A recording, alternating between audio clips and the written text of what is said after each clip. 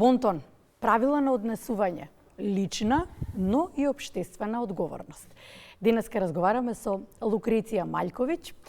Таа е основачка и директорка на Академијата за протокол на Македонија, меѓународна консултантка по деловна етикиција и дипломатски протокол. Добро утро. Добро утро. Може да започнеме и со првото прашање. Што се манири? Кој треба да не научи на основните манири?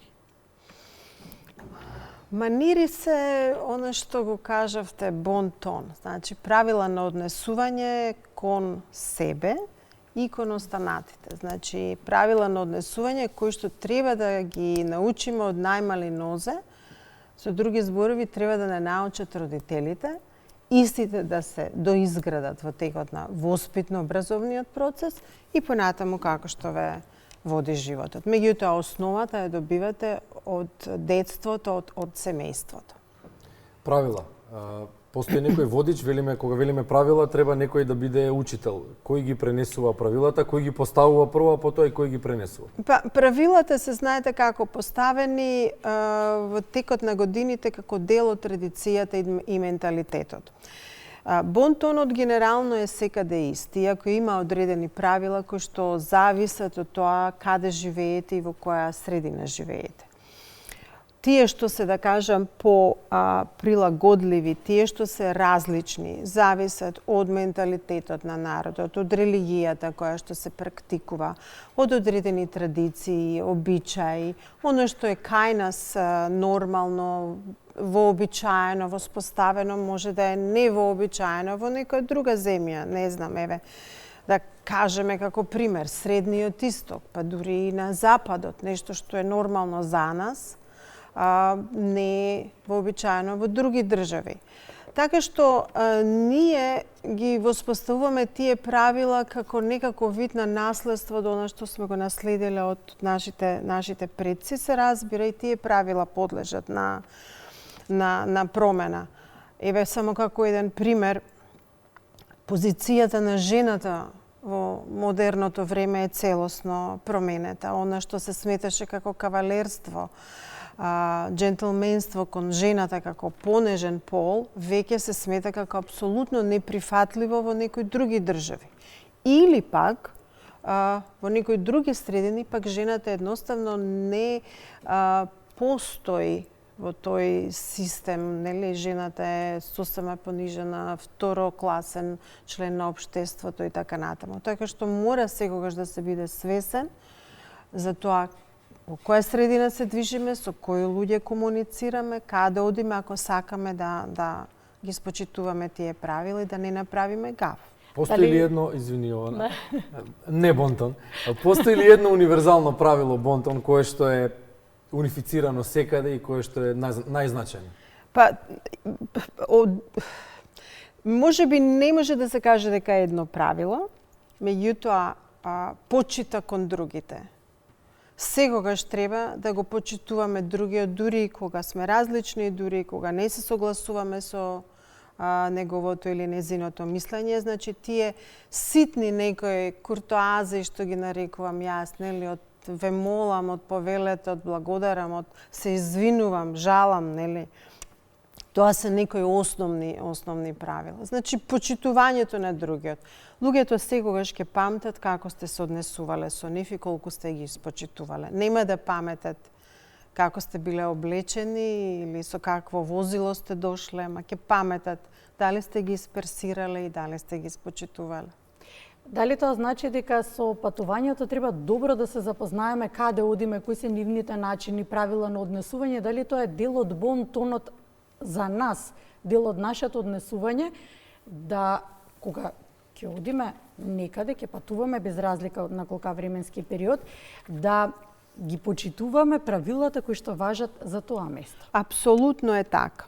Секогаш кога патуваме во земја која што е макар и малку различна од нашата, еве, Европа да кажам, иако менталитетите се исти, сепак постојат одредени правила, кои што не се како нашите, секогаш кога патуваме особено во некои, да кажам, екзотични дестинации, невообичаени дестинации, убаво е да се прочита. Интернетот е тука. Што треба да се прочита? Треба да се прочита прво однесувањето, односно односот меѓу спротивните полови. Во Европа тоа не е проблем, во некои други држави треба да се знае.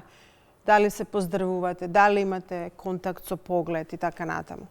Мора да се познаваат обичаите на поздравување, почитувањето на личната зона.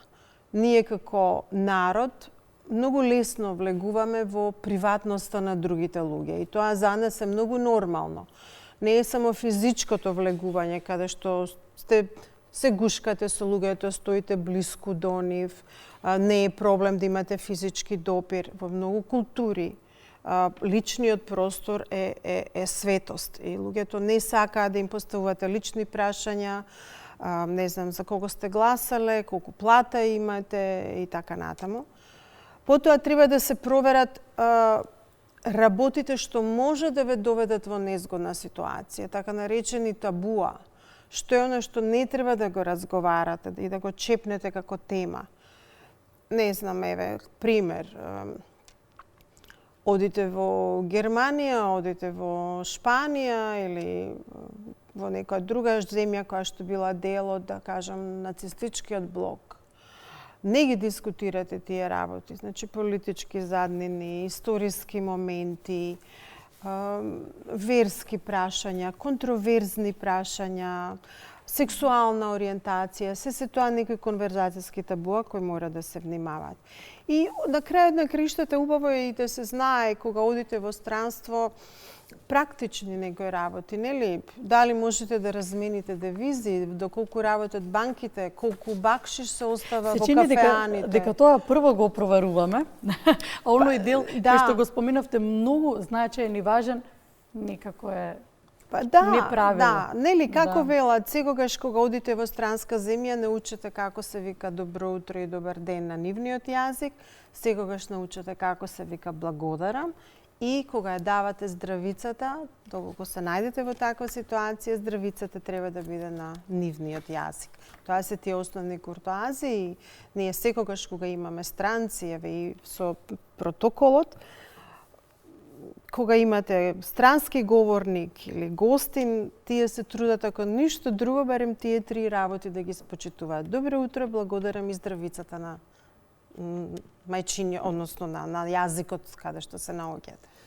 Велите се учи од најмала возраст, велиме, се согласуваме со вас, да видиме како во Македонија се учат манирите, како се учи бонтонот, во еден од градовите каде што па можеби најмногу се почитува во одреден сегмент од животот традицијата, се почитува некој сплет на однесувања кои што влегуваат во бонтонот. Одиме во преубавата Битола, Александра Максимовска е таму, соговорник Фанија Јанакиевска, воспитувач во детска градинка. Градо на конзулите ќе ни пренесе како битолчани се однесуваат и како ги учат најмладите да бидат навистина битолчани. Така е, за да имаме културни воспитани и возрастни битолчани, мора да работиме на тоа поле од мали нозе, односно од најрана возраст. Непристојното однесување кај децата не е намерно. Тие ги прекршуваат правилата токму заради тоа што и се уште ги немаат научено. Затоа е важно уште од мали деца сите овие навики за убаво однесување да се научат, за да можат да се рефлектираат понатаму во понатамошниот живот. На оваа тема ќе разговараме со нашата денешна гостинка Фанија Јанакиевска во детската градинка Коца Василева во Битола. Добро утро, Фанија. Добро утро.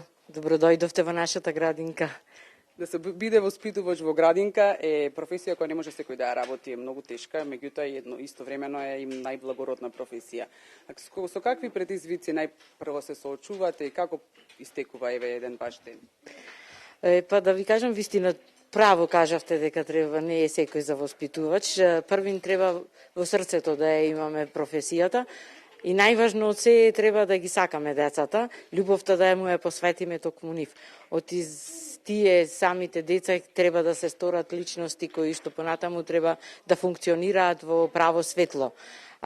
Инаку секој работен ден ми почнува со страв да не се случи нешто меѓу дечињата и целата грижа ја посветуваме точно кон децата, за да немаме никакви проблеми понатаму ни со нив, ниту со родителите. Така, грижа, нега, исхрана, воспитно-образовни активности за поттикнување на интелектуален, социјален развој, премногу активности и задачи имате. Меѓутоа, фокусот е ставен на воспитувањето. Како е, дали е тешко да се научат децата на убаво однесување?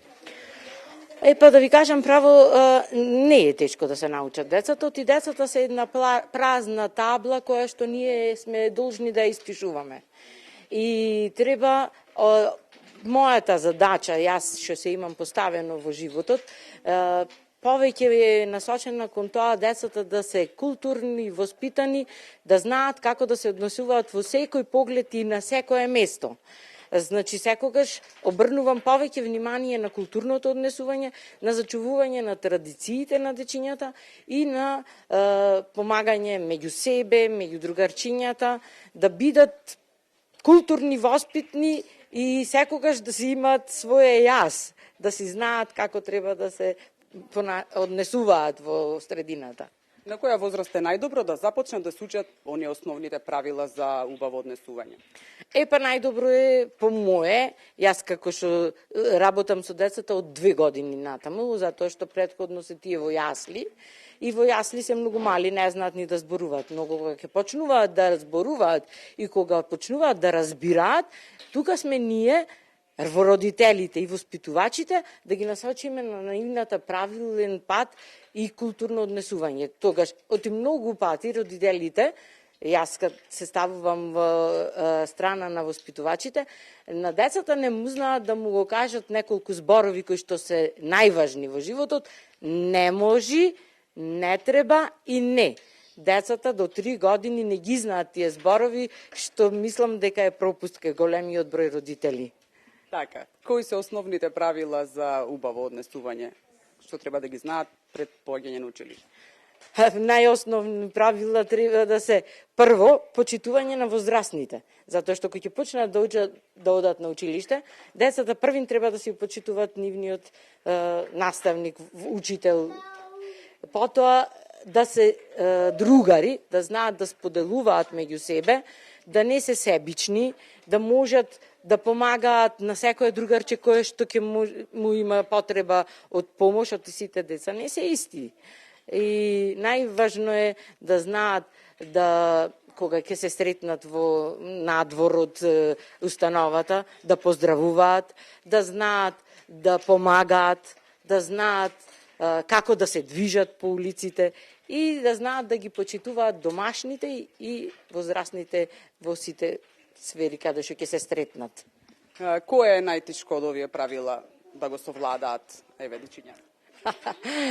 Најтешко е да го совладаат да молчат.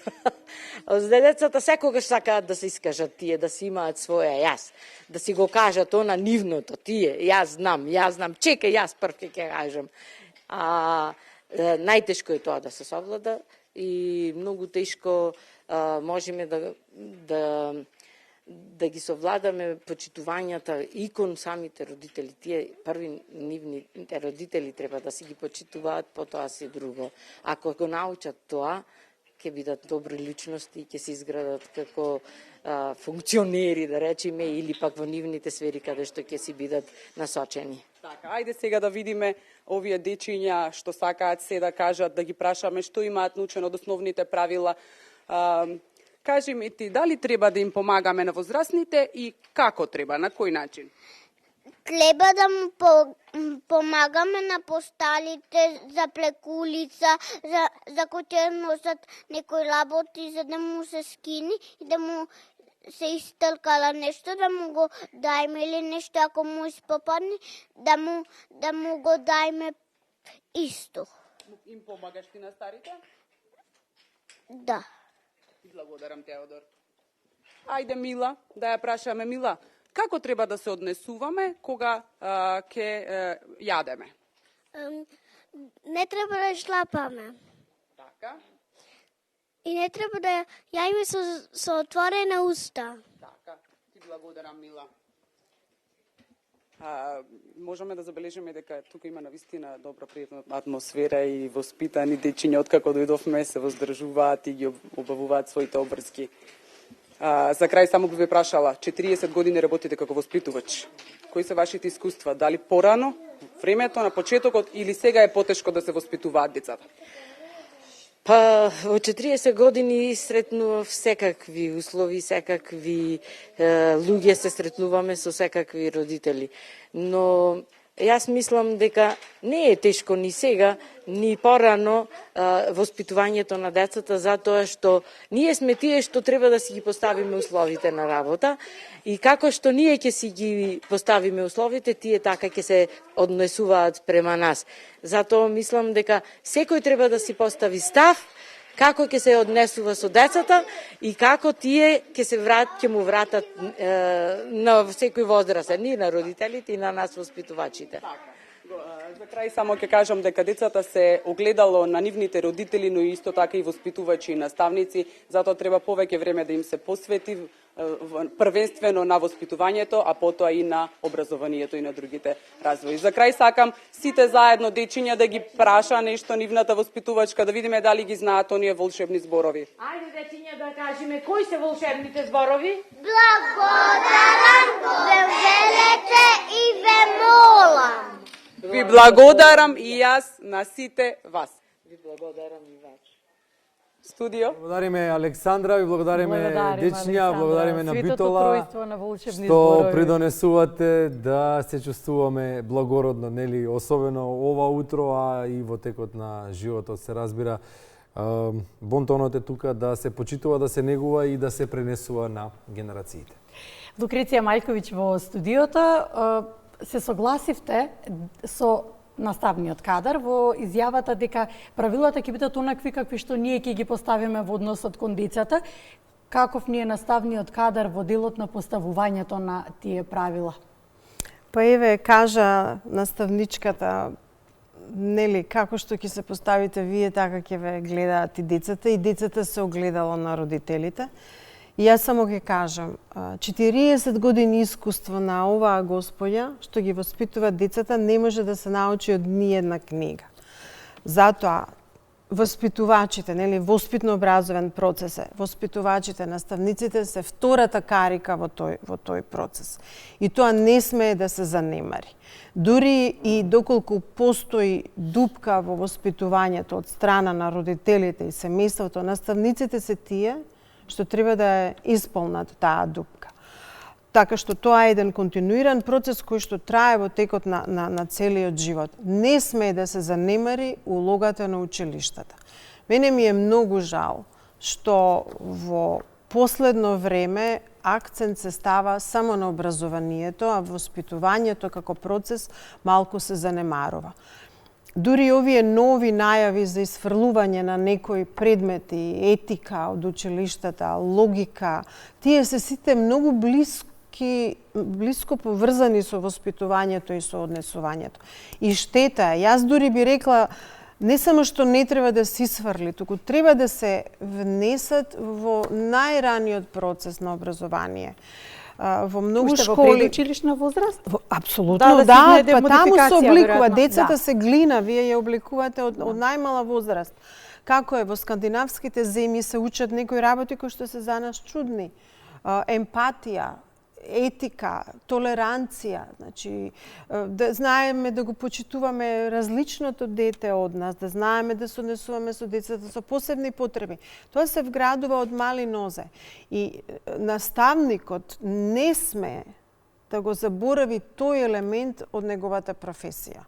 Се разбира, наставникот е тој кој што прв треба да биде пример на такво однесување. Како е во средните училишта, ќе речеме, тинејџере остави го, но не, веројатно тоа е еден посебен дел од растењето од возраста, каде што треба посебно внимание да се посвети. Колегата Мартин Николовски во Васил Антевски Дрен. Мартин, вниманието е кај тебе, да слушаме како се справуваат со тинејџерите. Благодарам Јована, токму така како што најавивте, утро во екипата на Македонија наутро се наоѓа во средното економско и правно училиште на град Скопје Васил Антевски Дрина. Наша соговорничка е професорката Радојка Хилман Денковска. Професорке, кога јас бев ученик, кога некој професор ќе влезеше во училница, сите ученици стануваа. Се практикуваат ли тие пракси што ние ги имавме во минатото? Добро утро на вашите гледачи, благодарам за поканата. Па, искрена да бидам, учениците од прва година тие стануваат. Значи, се уште стануваат, но повозрастните ученици тие не стануваат, но тие, верувајте, не е дека се помалку учтиви, туку тие едноставно живеат во едно друго време. И ние, наставниците, ги учиме дека станувањето не е единствен знак за почит, туку едноставно треба да знаат како да комуницираат и како да се однесуваат. Значи, бонтонот е еден вид на вредности, норми, правила, кои што требаат нели учениците да ги почитуваат, а вистинската вредност на човекот се гледа во начинот како тој се однесува кон другите. Значи, не му го прави тоа на човекот, што не сакаш вам да ви го прават. Имате ли кодекс во училиштето со кои се пропишани правила како да се однесуваат учениците, но и професорите? Имаме, да. Мислам дека и во секој училиште постои кодекс на однесување. Еве го, може и камерите да го фатат, значи е малце пообемен, меѓутоа е многу детален и ги опфаќа сите норми, општи норми, правила на однесување, не само на учениците, на наставниците, како да се однесуваат учениците со соучениците, према наставниците, да покажуваат емпатија, толерантност, праведност, почит и на крај исто во кодексот има ставено и дел како тие да се однесуваат не само во училиштето, туку и надвор во заедницата. Значи какви граѓани треба да бидат. И да бидам искрена, тоа е првото нешто кога ќе влезат уште првиот училишен ден, ние како класни раководители им го читаме и тоа е како еден куќен ред на училиштето и овој куќен ред е закачан во секоја училница, така да добро е да го имаат и да го гледаат и да се потсетуваат. Колку учениците се запознаени со бонтон правилата и дали таа култура на почитување доаѓа од домашното воспитување или училиштето играа клучна улога во воспитувањето? Домашното воспитание е дефинитивно многу важно, но голема улога имаме и ние наставниците и училиштето и не само што нели се нарекува образовен процес, туку е воспитно образовен процес и мене ако ме прашате, тие две работи се неспоиви и образование без воспитание е исто како дрво без корен. Така да многу е важно да нели го почитуваат и да бидам искрена, во нашето училиште доста се почитува, но знаете како ние гледаме и самите правила и норми однесување да потекнат и од самите ученици. Еве јас предам во прва година бизнис и предприемништво и имам една наставна единица организацијска култура. И се јас им велам тоа е однесување на вработените во организација, но за нив е тоа малце далечно и им викам ајде сега вие направете културата на однесување во вашата училница. Па да видите колку интересни правила си напишаат тие, не само кодекс на однесување, туку и кодекс на облекување и дури има напишано, еве камерите можете и да го видат и го закачивме на зид, така да и они секој ден кога ќе доаѓаат во училница ќе се потсетуваат бидејќи тие се нивни правила. Значи тие полесно ги прифаќаат и ги почитуваат, така самите си ги креирале. Се од кога се затопли едно девојче дојде облечено во кроп топ и една од соученичките вика ај погледни на хамерот што пишува таму, значи забрането е кроп топ носење. Па да видите како тие се потсетуваат на правилата на однесување. Значи подобро е тие самите нели да ги креираат и полесно така ги почитуваат, неголи ние да им ги наметнеме. Кога влеговме во вашата училница тука, забележавме джепчиња за мобилни телефони. Во многу училишта е забрането користење на мобилни телефони. Како е во Васил Антевски Дрин? Да бидам искрена, кај нас немаме строга забрана за користење на мобилните телефони. Тоа зависи од предметниот наставник и предметот кој што го предава. Еве јас, да бидам искрена, во трета година предавам предмет дигитален маркетинг. И кај мене мобилните телефони се основна алатка, основно средства за работа. Бидејќи постојано им велам, ајде истражувајте, креирајте нешто ново, користете дигитални алатки, користете чат GPT, значи правете лога, правиме постери, видеа, значи таков ни е предметот. Така да јас им велам дека мобилните телефони може да се користат, но не како замена за размислување.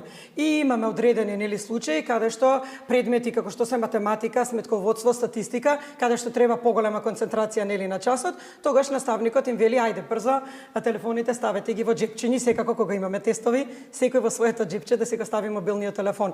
Така да мораме да бидеме во тренд со технологијата и ја користиме само како алат, кај не начин да се замени размислувањето. Значи ги тераме на критичко размислување. И тука ќе го споменам дека постојано им избориме и за дигитален бонтон. Значи они живеат во дигитална ера, така да они мора да знаат и како да се однесуваат и на социјалните мрежи. Така да и тоа ни е доста застапано. Професорке, за крај на нашиот разговор, која е пораката што сакате да испратите, а се однесува токму на бонтон, правилата на однесување? Ја би кажала дека бонтонот не е само некоја група на правила, норми на однесување, туку тоа е начин на живот.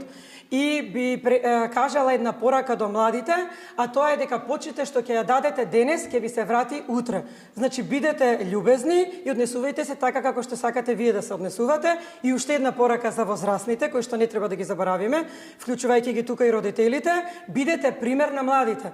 Не можете да очекувате тие да ве почитуваат и да ве сакат и да бидат културни ако вие не возвратите на ист начин. Така да би завршила со пораката од Конфуци, а тоа е дека љубезноста е тоа што не прави луѓе и дека тоа не е знак тоа е знак дека вие имате една внатрешна сила. Значи љубезноста не чини ништо, а значи се. И ако дозволите за крај, јас веќе на учениците им кажав да спремат некоја порака за бонтон, па ете, можеме утрово да го завршиме со дел од нивните пораки. Така, професорке, ви благодарам за одвоеното време и за гостувањето во Утрово Македонија наутро, а на учениците им благодариме што се потрудија да напишат пораки за почитување на бонтон. Се надевам ќе ги забележи камерата. Јована и Бранко, разговаравме со професорката Радојка Хилман-Денковска од Средното економско правно училиште Васил Антевски Дрин од Скопје. Нашата тема беше бонтон и како учениците се однесуваат во средните училишта.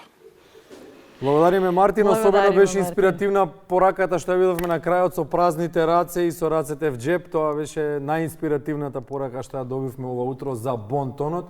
Инаку, кога сме кај современата технологија, да, треба да им дозволиме на децата да ја користат, но не смееме да се претопиме во нивниот свет и да им дозволиме премногу слобода.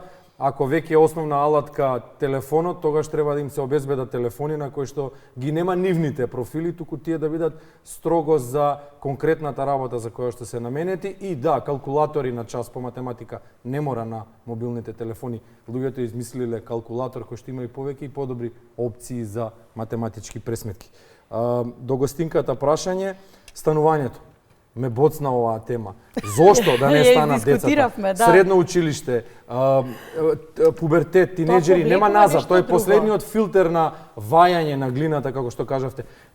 Фараоните не станувале, седеле на пиедестал. Меѓутоа во современото општество и председателот и директорот и кој да е треба да стане и да го прими гостинот. Нека е тоа некоја друга категорија на граѓанин, како што ние сакаме или слободно да кажеме, не е битно кој влегува, треба да станеме и да покажеме почит. Па да, тоа е дел од бонтонот, имате сосема право и сосема се согласувам. Некој можеби ќе не обвина дека сме старомодни и дека влечеме нешто од минатиот систем. Влечеме, но куќата се влече на темелите. Без темели здрави нема здрава куќа. Така, јас се согласувам. Мислам дека учениците треба да станат на професорот. Тоа не е понижување, туку е покажување на почит кон авторитет. И тоа треба да продолжи понатаму во животот. Ние стануваме и во судница кога ќе влезе судија. Стануваме и тогаш кога ќе влезе висок предпоставен директор, министер, амбасадор, па како што кажавте, гостин кога ќе ви дојде дома, треба да станете и да го испратите и да го дочекате во стоечки став.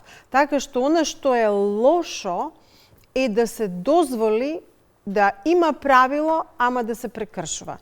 Само за да бидеме омилени кај некого. Значи, мора да има правила. Или сите, или никој. Да, ако веќе имаме кодекс на однесување во училиштата, ако имаме правила, Тогаш мора да се држи секој до тоа правило, не прва година да се држат, втора година, трета, четврта не.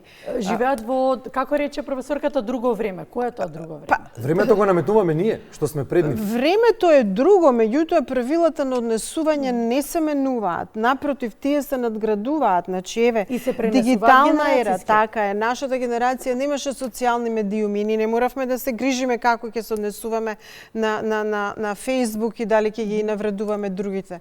Но каде се грижевте за однесувањето? Во секојдневната Во комуникација? секојдневната се знаеше што значи постар, се знаеше што значи наставник, директор, кога се персира. Дури можеби имаше некои застарени правила, еве се сеќавате, нашите гледачи се сеќаваат сигурно кога ни беше забрането да вртиме на телефон меѓу 3 и 6 затоа што луѓето добри се се тие одмараат. правила. Или после 10. Гласна музика нема, значи Се знаеше до Така е, колку така часа. е. Јас сум мајка, исто така. Знам како звонеле телефони во 10 навечер и на полноќ навечер, сега со мобилните. Тоа не значи дека сега заради таа нова ера ние треба да прекршиме некои правила. Не, само треба правилата да се надградуваат. А тоа со станувањето, со облекувањето, со однесувањето на училиште, од тука почнуваат. Тинејџерите поминуваат една фаза нормално во животот, таа можеби е бунтовна, можеби е малку поразлична, но се на мост меѓу детството и возраст. Нема назад.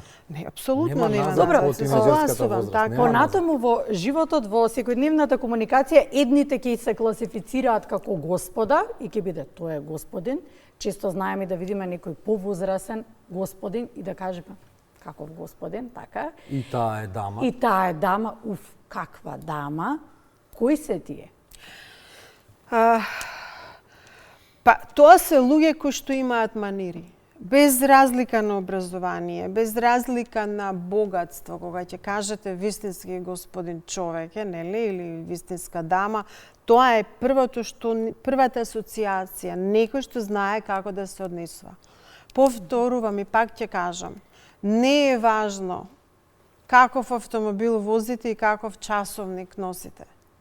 Манирите се тие што ве прават човек. Може би да имате основно училиште, ни толку да немате образование, може би да не можете крај со крај да споите финансиски, но начинот на кој што ги третирате луѓето ве прави господин или ве прави дама. Нормално тоа се некои зборови кои што влечат, нели, корени од минатото, кога тоа биле луѓе со аристократско потекло, нели, тоа биле титули некакви. Да. И тогаш се сметало дека таа аристократија има некои префинети манири. Денеска не е така, за среќа, но тие зборови се останати само за да отсликуваат човек што има стил, почит, однесување, манири, што знае да се почитува себе си и што знае да ги почитува другите. Друго правило нема. Само тоа ве прави. Не костумот и не богатството. Да видиме како за бонтонот размислуваат македонските граѓани во следната анкета.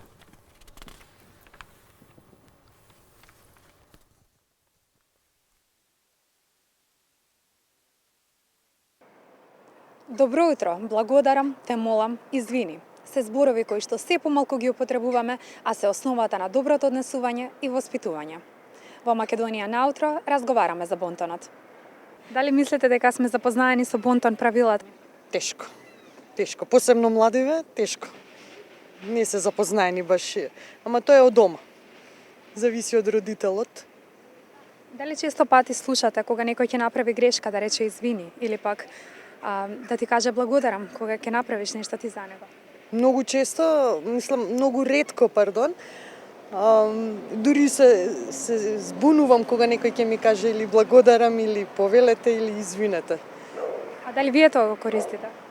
Нон-стоп и се трудам и моите деца такви да бидат. Дали утрово слушнавте добро утро? Да, од моето дете си слушнав и од сопругот. Добро утро. Кога последен пат сте кажале извини, благодарам, те молам? Секогаш што го употребувам. Секогаш. Од кога знам.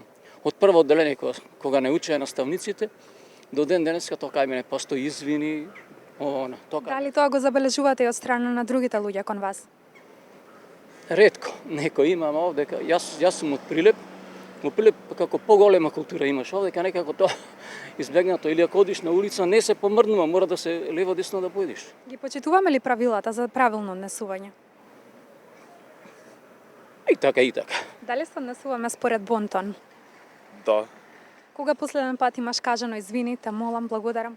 па кога не сум право, секогаш се извинувам така. Дали тоа го забележуваш и од страна на другите луѓе кон тебе? Па од најблиските да, тешко се поблиски го забележувам. А генерално дали мислиш дека тоа е застапено и ги почитуваме? Не. Мислам дека не е застапено. Дали кажуваме извини, благодарам, те молам? Па во ова време немаме толку такви разговори како што имавме порано со убави зборови. Сега многу дојде дојде таа гена каде што многу деца почнуваат да пцујат и да разговараат неколку. Дали ти кажуваш добро утро, ти благодарам? Па да, им кажувам на многу од моите соседи во мојата зграда. А дали ти? Па да, добри се сите, кажуваат културно, ама кај наша школата не баш. Дали мислиш дека културно се однесуваме, например, ако некој те удри да ти рече извини или те молам помести се? Па, зависи, има некои такви деца кои што така не викат, ама има и такви многу добри деца што викат. А кај возрастните? Па да, и многу се добри тие многу ретко се дешава такви работи. Добро утро, добар ден, здраво, ако ме познават здраво, по име ќе ми речат и така да... А дали вие често пати тоа го кажувате?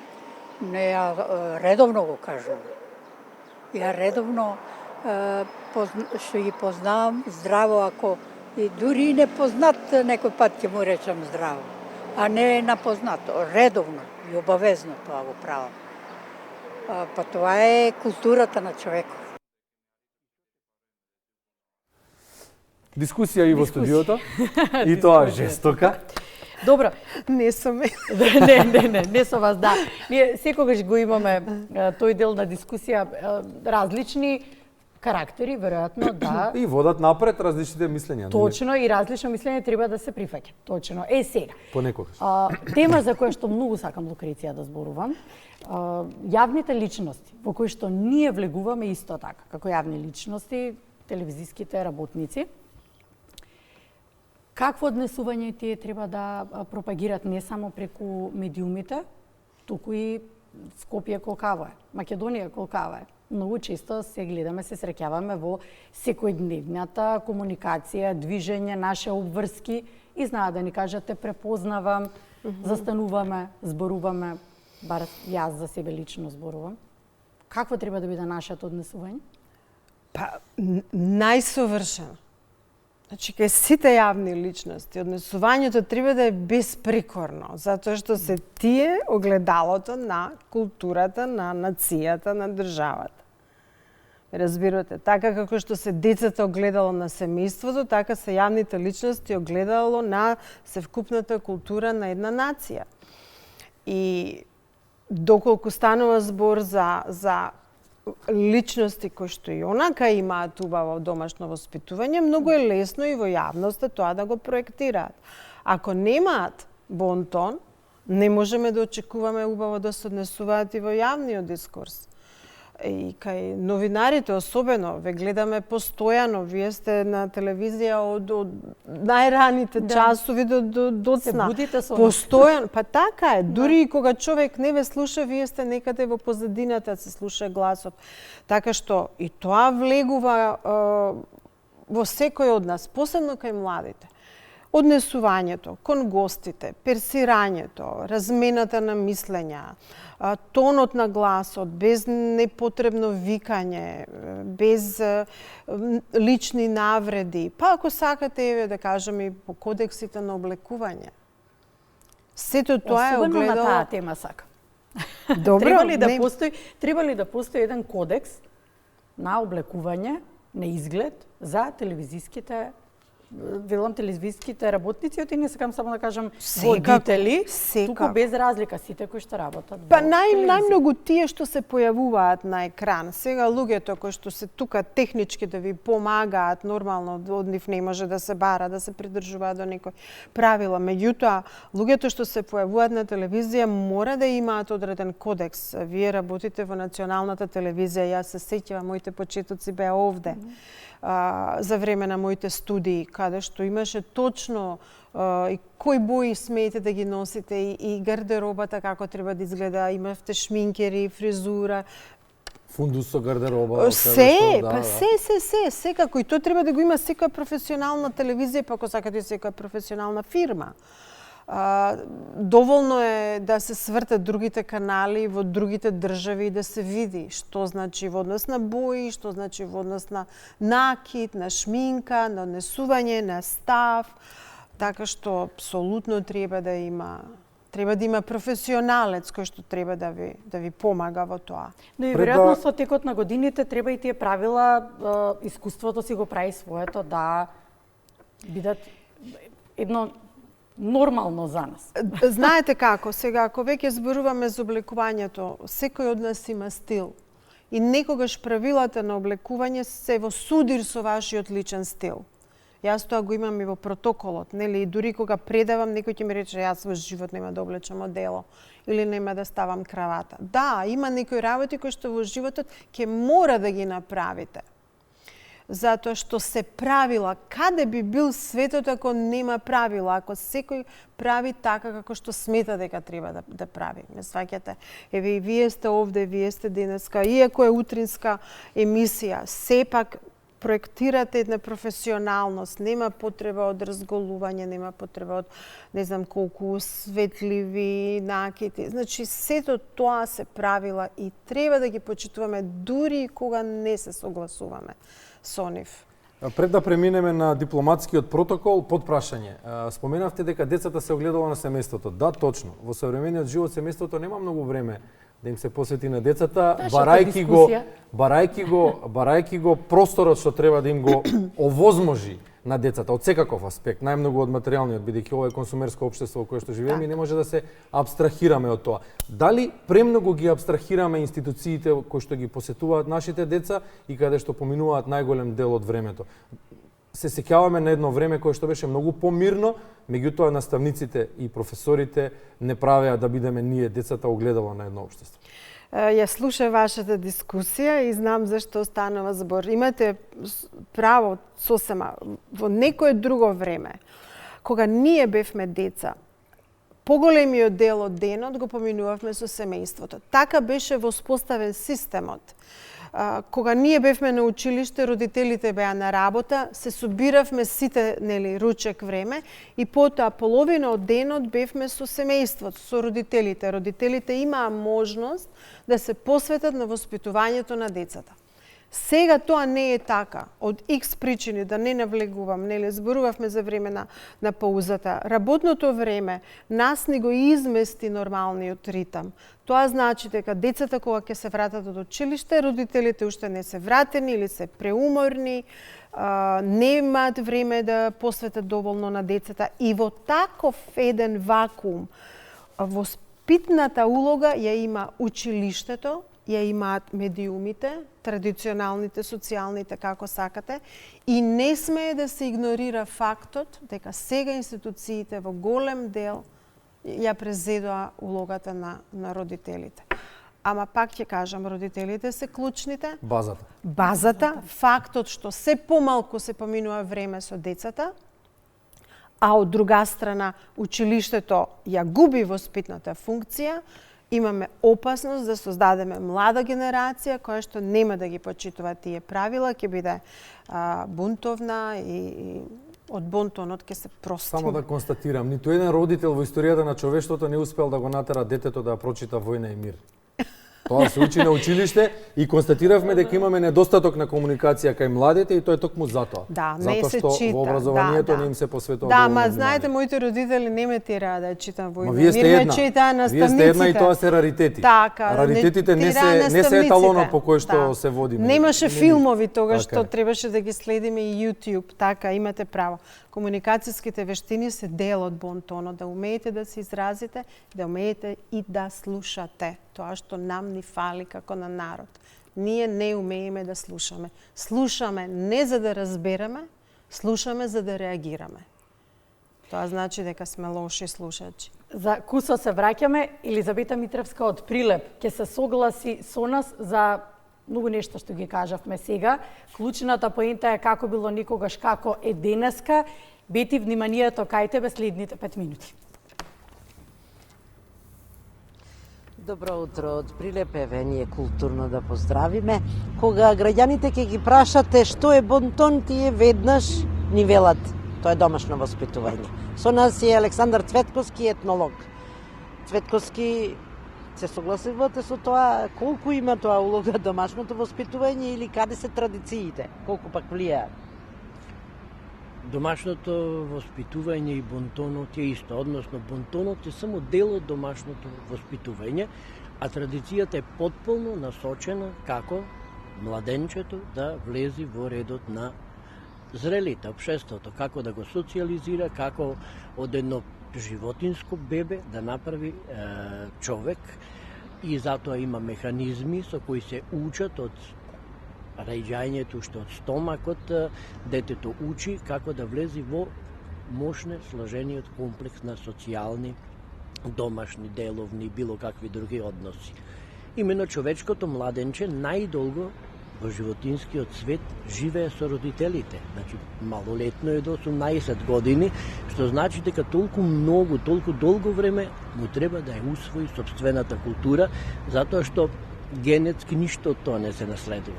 Значи, одржувањето на традициите влијаат врз домашното воспитување, врз бонтонот, врз градењето на една културна и вистинска личност. Точно така. Бонтонот е значи само еден аспект од она што детето треба да го научи и бонтонот се однесува на однесување во надворешниот свет или ние, како што би рекле, прописно однесување, значи не да биде надвор од нормите на некој би рекол традицијско однесување, но нема никаква врска, тоа е и сегашно однесување, значи на луѓето се разбира, подоцна има влијание и градинката, има влијание и средното, основното училиште, па и универзитетот до некаде, но треба да се знае... Работи се во првите години. Јас еве меѓу првите работи што паметам дека не смееш никого да поздравиш со рацете во џебот. И сега, постојано се повторува ни сите анкети, друго беше наше време, младите не знаат бонтон, не е како што беше. Зошто е тоа така? Па порано општеството му асистираше на семејството. Семејството е основна клетка на таа општество и тоа го потврдува општеството, а општеството го потврдува семејството. И барем во традицијата има се чини и не се чини. Добро е да правиш така или не е добро да правиш така и на тој начин детето го совладува тоа детско самољубие кое е вродено, кое е добиено од љубовта од мајката и од таткото, затоа што ако не се излечи детското самољубие максимум до 7-та година, веќе имаме тежок проблем со ориентација на детето и многу лесно ќе се добијаат психички проблеми, па барем и депресија и анксиозност, бидејќи сите знаеме дека ние не сме центар на светот како што детето мисли. Од тоа зависи како детето ќе створи, каков бонтон и однесување кон надворешноста ќе створи. Еве само еден пример. Булингот во училиштето точно зависи од неприлагоденоста на детето, од погрешните пораки кои ги примило во своето семејство. Значи, општеството и семејството веќе не толку добро се координирани, а децата се разбира се жртвите од сето тоа. Еднаш детето се формира до 3-та година, втор пат ги повторува работите до 7-ма година, учи огромни количини информации, а дел од тие информации се однесуваат на однесувањето во јавноста со различни категории луѓе, со родители, со роднини, значи према секого мора да се развие специфичен начин на однесување. И сега имаме школка на тоа однесување, на тој Бонтон, а тоа е културно однесување во јавност, но имаме и суштина која се базира на емпатија. Ако ја добило детето, ако не ја добило детето, тогаш имаме конфликт, имаме несреќно суштество кое нема да може да се ориентира и да се само потврди. И тогаш и Бонтонот паѓа, што е за жал кајниот случај. Така, благодарам Цветковски, навистина е голема темата, но сакаме да ги слушнеме и ги прашавме прилепчани што мислат, што е тоа Бонтон и дали го има или повеќе порано го имаше отколку денес. Да ги слушнеме и младите и возрастните. Кога бев млад, однос има многу добар. На секој старе му пружев шанса да станам, да седне тој. А сега го нема кај младите. И да се возам автобус, не станува. Децата се гледа нивната. Кој е виновен за тоа? Државата.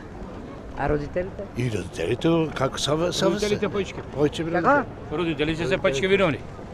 Па на децата треба да му се обрани внимание поголемо. Воспитување поголемо. Знаете ли што е Бонтон? Да. Култура воспитува и да се однесуваш добро кон сите возрастни. Знаат ли младите Бонтон? Па повеќето не. Зошто? Па не знам. Многу од интернетов сега што е медиумиве и лошо влија и на нас многу. Некој зборува се и се што. А тој што се е културен, се однесува културно. Јас така мислам. Има ли убаво однесување кај младите? Зависи каде како.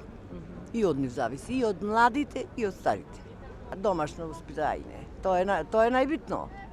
Јас мислам сето зависи од родителите. Тоа се пренесува од генерација на генерација. Бонтонот се стекнува. Бонтонот е навика што ја гледаш пред себе.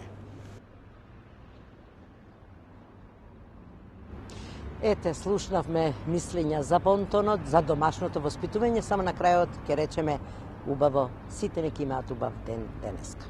Студио. Благодариме Бети, благодариме за јавувањето. Благодариме Бети, Кусо на крајот ни дозволија колегите од Колку информативната љубезно редакција. Јоана ги замоли, па да, вие не знаете. Ни дозволија 2 минути да го завршиме разговорот. Во јавните институции колку се почитува Бонтонот? Па не знам, од тоа што го гледам на телевизија, некогаш знаеме да скршнеме, да. Особено еве, кога гледаме преноси од собранието, кога ги гледаме тие дискусии, дебати во студија, мислам дека на моменти го забораваме. Која ќе биде вашата порака? Па пораката е таа, почитувањето е многу важно. Почитувајте ги и другите ако сакаат да ве почитуваат и вас. Дури и кога сметате дека не сте навредиле некого. Ако другата страна е навредена, должно е да се извините. Со, искрено, извини, не сакав да не мислев дека ќе те навредам, се извинувам. Значи, 4 зборови, постојано се спомнуваат 3-4 се. Значи, ве молам, извинете, повелете и благодарам. Доволно е тоа за почеток. Благодариме. Почит е најтешкиот збор. Со тврдо Т на крајот. Најтешкиот збор во вокабуларот што постои. Почит од помлади кон постари, но и обратно. И младите треба да ги почитуваме. Благодарам на одвоеното време, дипломатскиот протокол го ветивме, засебно ќе го обработиме.